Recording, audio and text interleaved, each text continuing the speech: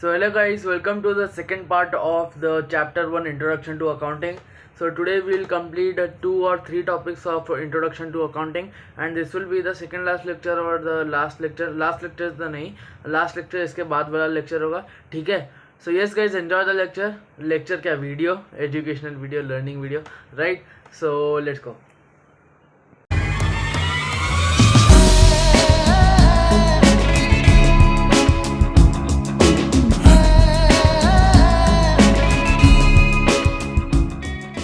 So hello guys, welcome back to chapter 1 introduction to accounting, and this is the part 2 of chapter 1 introduction to accounting. I hope you like the part 1. There was some spelling mistake, उसमें थोड़ी सी spelling mistakes थी क्योंकि मैंने जल्दी में लिख दिया था इसलिए, तो प्लीज इग्नोर इट, राइट. सो आज हम पढ़ेंगे objectives of accounting, objectives of accounting या तो objects of accounting, right, functions of accounting and advantages और लिमिटेशंस पढ़ लेंगे, और उसके साथ ये सेकेंड पार्ट भी खत्म करेंगे, और थर्ड पार्ट में हमारा शायद चैप्टर खत्म हो जाएगा approximately, right? So yes guys, let's start with the objects of accounting. So let's go. So our first objective of accounting is, चलो मैं 2 बेसिक अकाउंट्स के ऑब्जेक्टिव्स बताता हूँ, वो बहुत ही बेसिक है और वो हर एक जगह अप्लाई होंगे प्रैक्टिकल वर्ल्ड में, राइट. जैसे profit and loss of the business, कितना प्रॉफिट हुआ है कितना लॉस हुआ है बिजनेस में हमारा, तो वो ऑब्जेक्टिव्स में आएगा. तो जैसे P&L of the business, right, profit and loss आ गया. और दूसरा कौन सा हुआ, फाइनेंशियल पोजीशन, कौन से पोजीशन में, कौन से फाइनेंशियल पोजीशन में कंपनी स्टैंडिंग कर रही है, ठीक है. मार्केट स्टैंडिंग कैसा है, मतलब फाइनेंशियल पोजीशन कैसा है बिजनेस का, ठीक है. So first is to find the profit and loss of the business, and second is to find the financial position of the business. तो अभी ये लिख देते हैं, और फिर अब now the third objective of account is to maintain accounting records. अब अकाउंटिंग को रिकॉर्ड करेंगे तो उसका फाइनेंशियल ट्रांजैक्शन हमको रिकॉर्ड करना है ना, तो उसको अलग से मेंटेन भी तो करना पड़ेगा. तो जो भी अकाउंटिंग रिकॉर्ड्स बनाएंगे उनको मेंटेन करने के लिए उसको ऑब्जेक्टिव्स ऑफ अकाउंटिंग में हम डाल देते हैं, ठीक है. टू मेंटेन, आई होप थोड़ी हैंडराइटिंग अच्छी निकल रही है आज में, ठीक है. अब हमारा फोर्थ ऑब्जेक्टिव है to provide information to the management. अब मैनेजमेंट को हमको इंफॉर्मेशन प्रोवाइड करना है, राइट. तो इसको हम ऑब्जेक्टिव्स ऑफ अकाउंटिंग में गिनेंगे, बट क्या क्या करना है, क्या क्या मैनेजमेंट को देना है वो देखते हैं अभी हम. To to provide information to the management, ठीक है. Now to provide information to the management, अब हमको मैनेजमेंट को इंफॉर्मेशन प्रोवाइड करना है, तो उसके लिए क्या होगा, सबसे पहले हमको डिसीजन मेकिंग करनी पड़ेगी, ठीक है. क्या क्या डिसाइड, मतलब बिजनेस के रिलेटेड क्या क्या डिसाइड करना है, राइट. फिर कंट्रोलिंग करनी पड़ेगी, क्या क्या कंट्रोलिंग मेजर लेने के, मतलब प्रॉफिट डिक्लाइन हो रहा है, मतलब जैसे लॉस हो रहा है धीरे धीरे कंपनी में, तो कंट्रोल के लिए कौन से प्रिकॉशंस है या तो स्टेप्स है जिससे हम वापस प्रॉफिट मेकिंग के स्टेप्स में आए, राइट. और फिर आता है बजटिंग. बजटिंग कौन से बजट, अगर बजट वापस से रिफॉर्म करना है अपने को, मतलब वापस से, मतलब प्रोडक्ट्स का प्राइसिंग वापस मॉडिफाई करना है, राइट. और फिर फोरकास्ट करना है कि कैसा चल रहा है अब, ठीक है. सो बॉटम लाइन, इसका एग्जांपल हम देख सकते हैं. इफ अ कंपनी स्टेट्स, या तो उसको पता चले, अगर कोई कंपनी को पता चले कि प्रॉफिट मेकिंग है ना कम हो रही है धीरे धीरे कंपनी में, तो वो उस हिसाब से अपने स्टेप्स लेगी कि कैसे हम वापस प्रॉफिट मेकिंग ज्यादा करें, राइट. तो उससे हमारा फोरकास्टिंग, सबसे पहले हमारा डिसीजन मेकिंग होगा, फिर कंट्रोलिंग, फिर बजटिंग, फिर forecasting, right. I hope you understood the fourth point also.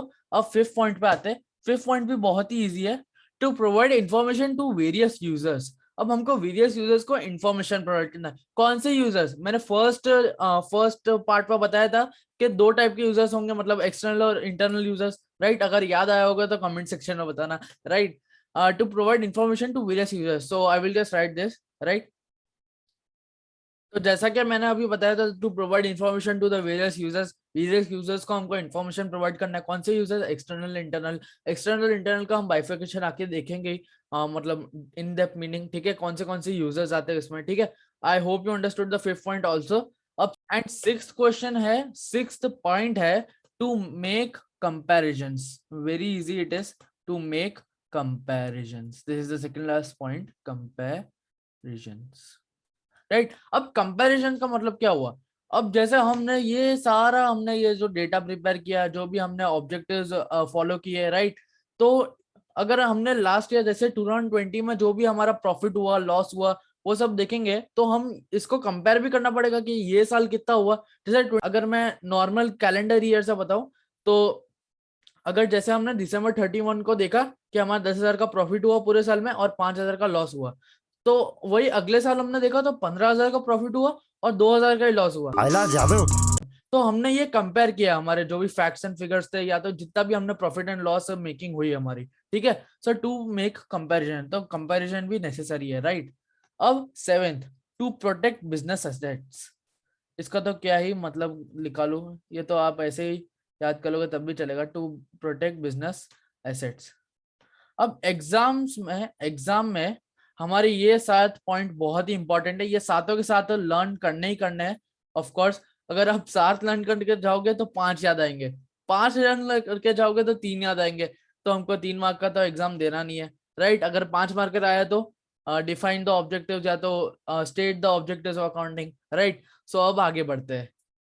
So I hope you understood the objectives of accounting का टॉपिक पूरा क्लियर हो गया होगा।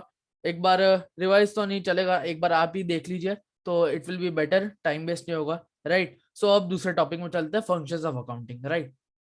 तो फंक्शंस ऑफ अकाउंटिंग में क्या है, सबसे पहले मार्स। मार्स प्लैनेट नहीं, हमारे मतलब आपको मत सिखा चल। मार्स मतलब मेंटेनिंग अकाउंटिंग रिकॉर्ड सिस्टमैटिकली। याद करो हमने थर्ड पॉइंट पढ़ा था ये objectives accounting, maintaining accounting records. बस इसमें कुछ नहीं है, सिस्टमैटिकली वर्ड डाल दिया है तो आप इसको मार्स की तरह भी याद कर सकते हो, राइट। ये हमारा वाला ट्रिक है, right. Mars, maintaining, I will just right it, right now. Maintaining accounting record systematically easy है, हमने पहले ही पढ़ाई था थर्ड पॉइंट में कि we have to maintain the accounting records, right, systematically. कैसे, जब भी एंट्रीज होगी तो हमको बुक्स में रिकॉर्ड करना है तो सिस्टमैटिकली रिकॉर्ड करेंगे अकाउंटिंग, ठीक है। अब सेकंड बहुत ही इजी है, पॉफ्स। ये भी नया वर्ड है, ये हमारा वाला स्टाइल है, हैशटैग हमारा वाला, चलो नया कोट, हैशटैग हमारा वाला स्टाइल, ठीक है। I will just right it.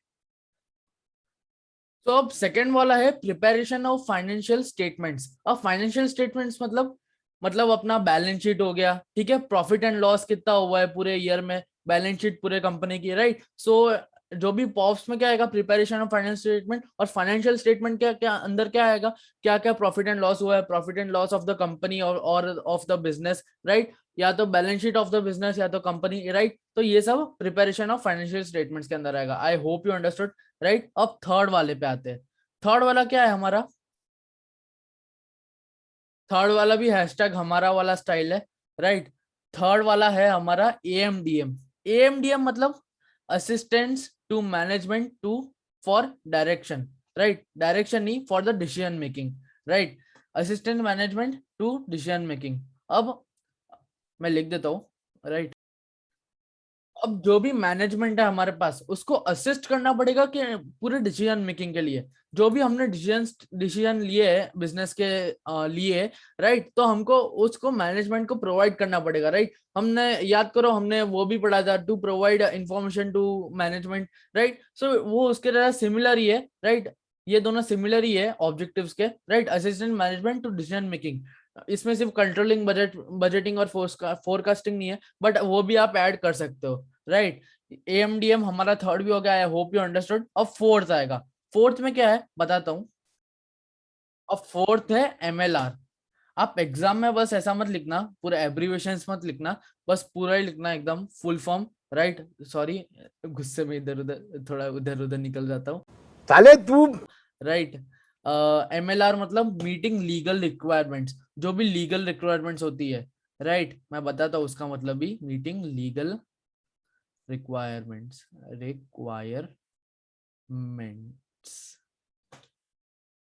अब अब जो अकाउंटिंग रिकॉर्ड्स होता है ना, वो हम एविडेंस एज अ लॉ में भी डाल सकते हैं, मतलब कोर्ट में हम एज अ एविडेंस भी प्रेजेंट कर सकते हैं, राइट, जो भी अकाउंटिंग रिकॉर्ड्स है। और वो भी कब, जब सारे अकाउंटिंग रिकॉर्ड्स सिस्टमैटिकली मेंटेन्ड हो बुक्स में, राइट। लाइक जैसे कंपनीज एक्ट बोलते हैं, आप कंपनीज एक्ट फॉलो करो, और भी जीएसटी एक्ट बोलते हैं, आप जीएसटी के रिलेटेड जो भी हमारा जीएसटी लगाओ, राइट। सो उसके हिसाब से वो सारे होते हैं, राइट। अब MLR, I hope you understood, उसमें कुछ नहीं है, we have to provide a evidence to law या तो to as in the court, right, court में एविडेंस की तरह हम प्रूव कर सकते हैं। कब? जब जब हमारे अकाउंटिंग रिकॉर्ड जो है वो मेंटेन हो सिस्टमैटिकली, तभी, राइट। अब आता है हमारा फिफ्थ पॉइंट। फिफ्थ पॉइंट भी इजी है। अब फिफ्थ पॉइंट याद करो, हमने फर्स्ट चैप्टर में पढ़ा था कम्युनिकेशन 7 स्टेप, राइट। तो communication, right, communication to the what, to the users, to the financial information, communication of financial information. तो इसको हम लिख सकते हैं COFI, कॉफी, कॉफी बोल सकते बहुत तेज हो रहा है। हैं, राइट। या तो CFI बोल सकते हैं, जैसे स्टैट्स में हम CF क्यूमुलेटिव फ्रीक्वेंसी निकालते हैं, वैसे इसको CF बोल सकते हैं, या तो coffee will be a better word, right, hashtag हमारा स्टाइल। राइट। सो अब इसमें क्या है बताता, एक बार मैं लिख देता हूँ पूरा। अब कॉफी में क्या होता है, कम्युनिकेशन ऑफ फाइनेंशियल इंफॉर्मेशन। अब कम्युनिकेशन ऑफ फाइनेंशियल इंफॉर्मेशन क्या, जो भी फाइनेंशियल इंफॉर्मेशन हमने प्रिपेयर की है, जैसे POFS पॉफ्स, तो वो सारा हमको कम्युनिकेट तो करना पड़ेगा एंड यूजर्स को। तो जैसे ही वो सेम ही है, लाइक सेवेंथ रूल जो हमारा कैरेक्टरिस्टिक्स ऑफ ये अपने उसमें था अकाउंटिंग में, so it is same as that only, so there is no need to worry, right. अब functions of accounting completed. I hope you don't have any doubt हो तो कमेंट सेक्शन में लिख देना, right. I will definitely will be there for you, right. अब third हमारा आता है एडवांटेजेस आता है और लिमिटेशन आता है। तो जल्दी से हम एडवांटेज एंड लिमिटेशन लिख लेते हैं और इस पार्ट को खत्म करते हैं, right. Now advantages of accounting, very very easy it is, बहुत ही इजी है।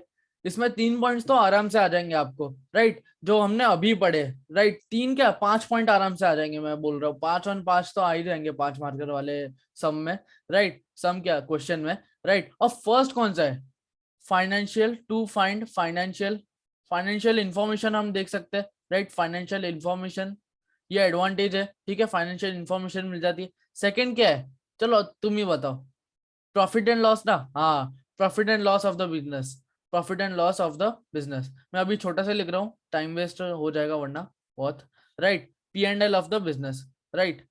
अब थर्ड कौन सा आता है, फाइनेंशियल पोजीशन, वही। अब ये आधे ज्यादा है ना रिपीटेटिव ही होंगे, तो इसलिए इजी भी पढ़ेंगे, राइट। और इसको तुम मेरे साथ लिखते लिखते चलोगे ना तो it will be better, right. आप मेरे साथ लिखते लिखते चलिए तो it will be better and understandable to you only, right. अब फर्स्ट सेकंड थर्ड और नोट्स बना के रखे तो भी दिक्कत नहीं है, नीचे नोट्स लेके बैठो और मतलब अंडरलाइन करते रहो, राइट। अब थर्ड फर्स्ट कौन सा, फाइनेंशियल इन्फॉर्मेशन हो गया, फाइनेंशियल इन्फॉर्मेशन हम फाइंड कर सकते हैं, right. Profit and loss find कर सकते हैं बिजनेस का, फाइनेंशियल पोजीशन कर सकते हैं हम फाइंड, पोजीशन में यहाँ पे लिख देता हूँ POS, राइट, पोजीशन अभी इतना ही लिखा है, right. It replaces memory, replaces memory. अब ये भी बहुत इजी पॉइंट है। अब जो ओनर है बिजनेस का, मैं पूरा लिख देता हूँ एक बार। अब जो ओनर है बिजनेस का, वो उसको कितने सारे ट्रांजैक्शन याद करने पड़ेंगे, तो उसके लिए हमने अकाउंट्स बनाए, राइट। तो वो है ना हमारे मेमोरी रिप्लेस कर देता है, अच्छा ये हमने ये डेट में किया था, हाँ याद आ गया, राइट। तो ये रिप्लेसेस मेमोरी, राइट, ओनर का, ठीक है। अब फिफ्थ आता है, फिफ्थ क्या है हमारे पास, फिफ्थ है हेल्प्स द मैनेजमेंट, जैसा कि फंक्शंस में आया था, ऑब्जेक्टिव्स में आया था, right. Helps the management in what, in decision making mainly, right. Helps the management in decision making, in decision. I hope you understood, इसको बार बार समझाने से कोई मतलब नहीं है, ये मैंने वैसे ही बता दिया है, राइट। फिफ्थ का हमारा हो गया। अब सिक्स्थ, सिक्स्थ में क्या है मैं बताता हूँ, helps in comparative study, helps in comparison of studies, ठीक है। अब मैंने जैसा कि बताया था कंपैरिजन वाले पॉइंट में, फंक्शंस में, राइट, कंपेयर सॉरी फंक्शंस में नहीं, ऑब्जेक्टिव्स में, हेल्प्स इन कंपैरिजन, जो भी करंट ईयर का प्रॉफिट एंड लॉस हुआ है, फॉर एन एग्जांपल मैं बोल रहा हूँ, जो भी करंट ईयर का प्रॉफिट एंड लॉस हुआ है और लास्ट ईयर का प्रॉफिट एंड लॉस हुआ है, तो हम वो अकाउंट्स देख के कंपेयर कर सकते हैं कि क्या क्या प्रॉफिट हुआ, क्या क्या लॉस हुआ, राइट। तो helps in comparison, helps in decision making, ये भी हो गया, राइट। अब सेवेंथ, सेवेंथ भी इजी है, बताता हूँ, helps to determine the tax payable to the government, right. अब कितना टैक्स पेमेंट करना है हमको, कितना GST भरना है, कौन सा इनकम टैक्स भरना है, वो हेल्प्स करता है हमारा टैक्स पेएबल, कितना टैक्स हमको पे करना है, राइट। अब एट्थ, एट्थ भी इजी है, बताता हूँ। अब अकाउंट सब कुछ एक्सपोज कर देता है, एम्प्लॉय का बिहेवियर नहीं, एम्प्लॉय ने जो भी रिकॉर्ड किया है बुक्स में, राइट, तो हमारा उसमें क्या आएगा, हेल्प्स। अब helps in exercising the model control. अब जो भी हम एम्प्लॉय के ऊपर है ना, हम थोड़ा जोर बिठा सकते हैं कि ये देख ये हुआ है, तो उस हिसाब से अकाउंट्स में लिख, ठीक है। जैसे अगर मैं थोड़ा सा पढ़ के बोल रहा हूँ, टीएस ग्रोवर से मैं बोल रहा हूँ, more over thefts, frauds and manipulation can be found and controlled. जो भी मैनिपुलेशंस हुए एम्प्लॉय के थ्रू, तो वो हम कंट्रोल कर सकते हैं, राइट। एम्प्लॉय को मतलब ऐसे डांट वाट कुछ भी, उसकी सैलरी थोड़ी कम करके, right. So helps in exercising the moral control, right. अब नाइन्थ, ये बहुत सारे एडवांटेज है, टोटल 11 एडवांटेजेस हैं। तो आप 10 लर्न कर लोगे तब भी चलेगा, 10 या 11 के 11 कर लोगे तब भी चलेगा, आराम से 6-7 पॉइंट और एक्स्ट्रा लिख के आ जाओगे, टीचर एक्स्ट्रा मार्क्स भी दे देगी, राइट, नहीं देगी।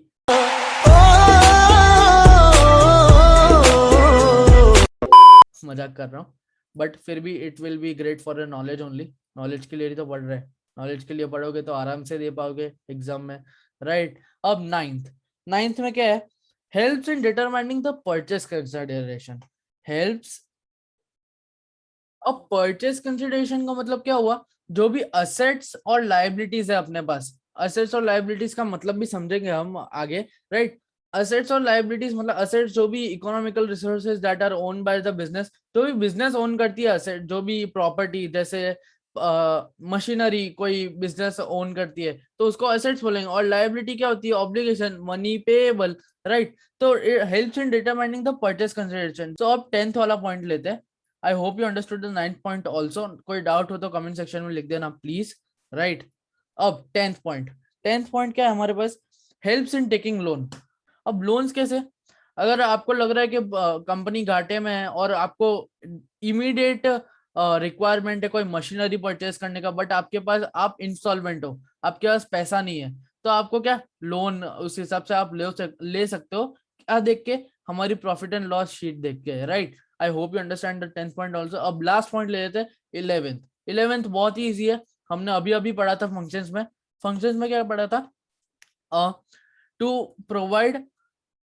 अब कोर्ट में हमको एविडेंस भी प्रूव करना होता है, राइट। कोर्ट में हमको एविडेंस भी प्रूव करना होता है, to provide as an evidence in the court. तो हम हमारे अकाउंट्स दिखा के लॉयर को बता सकते हैं कि हमने कुछ फ्रॉड नहीं किया, हम कोई भी गफले में घुस गए हो तो, right.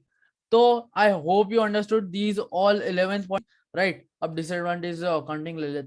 So now let's get into disadvantages of accounting. That is, so these are very important points. 5 points ये जल्दी से खत्म कर देते हैं। Use of estimate. तो अब जो हमारा यूज ऑफ एस्टिमेट्स है, ठीक है, तो बेसिकली जो वैल्यू ऑफ क्लोजिंग स्टॉक होता है वो उसको कभी कभार गलत, इनएक्यूरेट प्रूव कर देता है। तो यूज ऑफ एस्टिमेट्स, तो it is based on estimates, accounting is based on estimates, तो ये नहीं होना चाहिए, राइट। अब अनरियलिस्टिक इन्फॉर्मेशन, अब जो भी अनरियलिस्टिक इन्फॉर्मेशन है वो रिकॉर्ड नहीं होती अकाउंट्स में। अब इसमें एक मस्त एग्जांपल देता हूँ। कोई बिजनेस सोच रहा है कि वो 2 साल तक जाएगा, ठीक है, या तो कोई अज्यूम कर रहा है, कोई भी रूमर फैला रहा है मार्केट में। देख, जैसे रिलायंस कंपनी है, रिलायंस 2 साल रहेगी अब मार्केट में, फिर बंद हो जाएगी। तो ये क्या एजम्पशन है, तो ये अनरियलिस्टिक इन्फॉर्मेशन है, तो इसको हमको नहीं मानना है, ठीक है। ये डिसएडवांटेज है, ये रूमर्स फैलते रहते तो ये गलत बात है, ये डिसएडवांटेज है, राइट। अब जो भी नॉन फाइनेंशियल ट्रांजेक्शन होते हैं, जैसे मैंने बताया था, honesty of employee can not be recorded in the books of accounts. Books में जो भी एम्प्लॉय की ऑनेस्टी होती है वो हम रिकॉर्ड नहीं कर सकते, तो ये अकाउंट्स जो है इग्नोर मारता है नॉन फाइनेंशियल ट्रांजेक्शन, राइट। अब ignores the effect of price level changes. अब जैसे मार्केट में उतार चढ़ाव आते रहते हैं, तो अब so ignore the effect of price level changes. तो अब मार्केट में जो भी इन्फ्लेशन आया है, ठीक है, तो वो इग्नोर कर देता है। तो चलो, अकाउंटिंग सोचता है चलो हम अपने हिसाब से चलता रहता है, इन्फ्लेशन तो आता रहेगा, स्टॉक इंक्रीज डिक्रीज होते रहेंगे स्टॉक की वैल्यूज, बट नहीं, ऐसा नहीं है, उसको भी कंसिडर करना चाहिए, इग्नोर नहीं करना चाहिए, राइट। अब अकाउंटिंग में lead to window dressing, this is the most important word, window dressing. अब कई कंपनीज में, जैसे हम मान लेते हैं किंगफिशर क्या था, अपने मालिया का था, बट अब जैसे हम अज्यूम करते हैं, I don't know the real story, ठीक है, मैं सिर्फ अजम्पशन क्या, मैं तो सिर्फ आपको एग्जांपल दे रहा हूँ, राइट। अब जैसे किंगफिशर है हमारे पास, किंगफिशर है, तो अब वो मान लो 10,000 के घाटे में है, ठीक है, 10,000 या तो 1 लाख के घाटे में, राइट, लॉस में है, ठीक है, 1 लाख के लॉस में। अब वो 1 लाख के लॉस में, बट हमको क्या बता रहा है उनकी बैलेंस शीट में या तो हमको बता रहा है कि अभी उसने 2 लाख का प्रॉफिट किया, ठीक है, 2 लाख का प्रॉफिट कर लिया। तो यार ये हमको लगेगा ये तो किंगफिशर अच्छी चल रही है, तो हम इसके स्टॉक में इन्वेस्ट करेंगे, राइट। तो किंगफिशर के स्टॉक अभी जैसे उस टाइम पे जिस टाइम पे फ्रॉड हुआ था, मान लेते हैं 1 रुपए, 1 या 10 रुपए, ठीक है, 10 रुपीज है, पर अब देखा वापिस हमारे पास लॉस हो गया। बट फिर कंपनी ने क्या बताया था कि ये तो 2 लाख का प्रॉफिट बता रहे थे, 2 लाख का क्या कर रहे थे ये लोग, तो प्रॉफिट बता रहे थे, बट हुआ क्या था, लॉस हुआ था। तो ये विंडो ड्रेसिंग कर रहे थे, जो सच है वो नहीं बता रहे थे और जो झूठ बता रहे थे, right. So this is called window dressing, right. Kingfisher का भाव क्या हो गया, 4 रुपए हो गया, बोलो। ये तो सिर्फ एग्जांपल है, I am just giving a rough idea, rough example to make it more understandable, right. So yes guys, this was it for the part 2 of the accounting, introduction to accounting. I hope you understood the full topic of introduction to accounting, मतलब disadvantages, advantages, functions and objectives, ये सब आपको समझ आए होंगे एकदम अच्छे से। So I hope you understood all the points very nicely, right? So I'll meet you until the next one. Till then, subscribe the channel, like the video, and share the videos in your groups and commerce के दोस्तों को share करो, right? और hashtag हमारा वाला style याद रहेगा functions of accounting में. So yes guys, this was it for the video. Thanks, bye bye.